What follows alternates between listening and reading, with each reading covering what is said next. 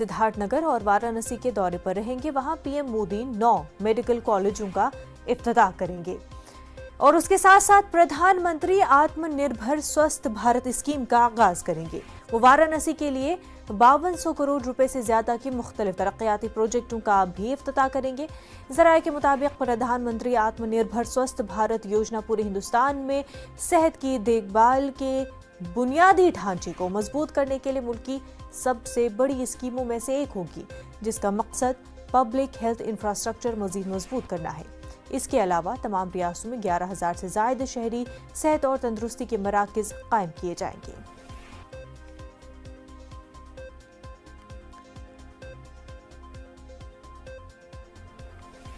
तो आपको बता दें कि वजीर आजम नरेंद्र मोदी आज यूपी के सिद्धार्थनगर और वाराणसी के दौरे पर रहेंगे।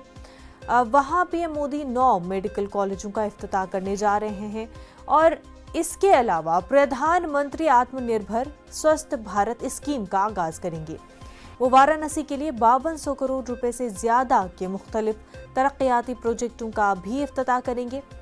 जराये के मुताबिक प्रधानमंत्री आत्मनिर्भर स्वस्थ भारत योजना पूरे हिंदुस्तान में सेहत की देखभाल के बुनियादी ढांचे को मजबूत करने के लिए मुल्क की सबसे बड़ी स्कीमों में से एक होगी, जिसका मकसद पब्लिक हेल्थ इंफ्रास्ट्रक्चर मजीद मजबूत करना है। और इसके अलावा तमाम रियासतों में 11,000 से ज्यादा शहरी सेहत और तंदुरुस्ती के मराकज कायम किए जाएंगे। तो वजीर आजम का दौरा और इस दौरे के दौरान वो कई सौगात देने जा रहे हैं। यूपी में सिद्धार्थनगर और वाराणसी के उनके दौरे के दौरान वो 9 मेडिकल कॉलेजों का इफ्तिताह करने जा रहे हैं। इसके अलावा एक स्कीम जो कि सेहत से काफी ज्यादा जुड़ी हुई, हमारे नुमाइंदे रामगोपाल हमारे साथ जुड़ चुके हैं। वज़ीर आज़म का दौरा वाराणसी और सिद्धार्थनगर का, इस हवाले से क्या कुछ इंतजाम किए जा रहे हैं?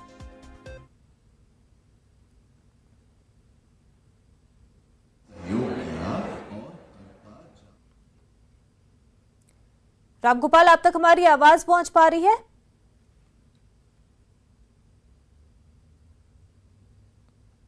रामगोपाल से फिर से राब्ता बनाने की कोशिश करेंगे। आपको बता दें कि वज़ीर आज़म नरेंद्र मोदी आज 9 मेडिकल कॉलेजों का इफ्तिताह करने जा रहे हैं। इसके अलावा आपको बता दें कि सेहत की देखभाल के हवाले से स्कीम का आगाज भी किया जा रहा है। रामगोपाल, आप तक हमारी आवाज पहुंच पा रही है? ग्राम्य विकास और स्थानीय निकाय यानी नगर जी रामगोपाल, वजीर आजम के दौरे के हवाले से क्या कुछ उनका शेड्यूल और कैसी तैयारियां उनके दौरे के हवाले से की जा रही है? लार्वा को समाप्त करने के लिए अलग अलग रणनीति बनाते हुए लोगों को जागरूक भी किया। बिल्कुल, वजीर आजम अब से कुछ ही देर बाद मतलब 10:20 पे यहाँ पे चिकित्सा स्वास्थ्य एवं परिवार कल्याण के सहयोग से बेसिक शिक्षा विभाग के मंडल स्तर पर अपने 10,500 विज्ञान के अध्यापकों को हेल्थ इंस्ट्रक्टर की ट्रेनिंग दी गई, जो नुक्कड़ नाटक, रैली, खेलकूद और अन्य जन जागरूकता के माध्यम से किया जा रहा है। प्रधानमंत्री के साथ मुख्यमंत्री योगी आदित्यनाथ, राज्यपाल और केंद्रीय स्वास्थ्य मंत्री मनसुख वाडिया भी यहाँ पे मौजूद रहेंगे। चूंकि 9 मेडिकल कॉलेज उत्तर प्रदेश को आज मिलने जा रहा है, इससे जो स्वास्थ्य इंफ्रास्ट्रक्चर है उसमें काफी मजबूती आएगी और खास करके जो ये पूर्वांचल के जो पिछड़े हुए जिले माने जाते थे, तराई बेल्ट माना जाता था, जहां पे बेसिक जो सुविधाएं होती थी स्वास्थ्य की वो भी नदारत रहती थी, अब वहां उन जिलों में अगर मेडिकल कॉलेज का तोहफा मिल रहा है तो यहाँ के लोगों के लिए आज बड़ा दिन है।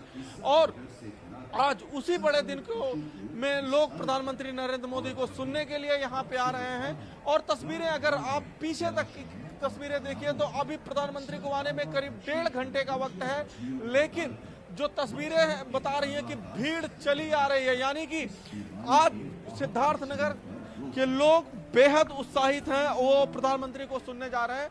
और इन 9 मेडिकल कॉलेज के जो लोकार्पण होगा, इससे उत्तर प्रदेश का जो स्वास्थ्य सेवा है वो भी बेहतर होगा, क्योंकि ये जो 9 मेडिकल कॉलेज जिनका तोहफा मुख्यमंत्री देने जा रहे हैं, ये जो है पिछड़े जिले माने जाते हैं, चाहे सिद्धार्थनगर हो, देवरिया हो, हरदोई हो, फतेहपुर हो, जौनपुर हो, इन सारे जिलों में आज प्रधानमंत्री बड़ा तोहफा देने जा रहे हैं। जी बिल्कुल, और वहीं हेल्थ के हवाले से एक जो काफी अहम स्कीम है उसका आगाज भी करने जा रहे हैं रामगोपाल। बीमारी से बचने के हर संभव प्रयासों को लोगों तक पहुंचाया। बिल्कुल बिल्कुल, और ये स्वास्थ्य सेक्टर के लिए एक बड़ी बात है कि आज प्रधानमंत्री नरेंद्र मोदी जो है न सिर्फ सिद्धार्थनगर बल्कि अगल बगल के जिलों को ये बड़ा तोहफा देने जा रहे हैं, और उससे जो उत्तर प्रदेश की स्वास्थ्य सेवा में जो अभी तक वो पीछे था उसमें वो जो है आगे आएगा और स्वास्थ्य सेवाओं में उत्तर प्रदेश की मजबूती मिलेगी।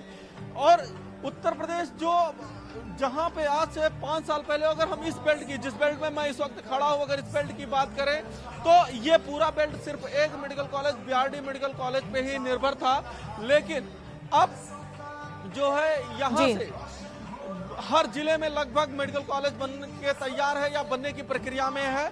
अब बीआरडी मेडिकल कॉलेज अगर गोरखपुर में है तो वहां पे अब एम्स का लोकार्पण भी दिसंबर के महीने में हो जाएगा, और उसके बाद देवरिया में जिसका लोकार्पण होने जा रहा है, बस्ती में मेडिकल कॉलेज संचालित हो रहा है, सिद्धार्थनगर में भी मेडिकल कॉलेज संचालित, कुशीनगर में प्रधानमंत्री ने शिलान्यास कर दिया है।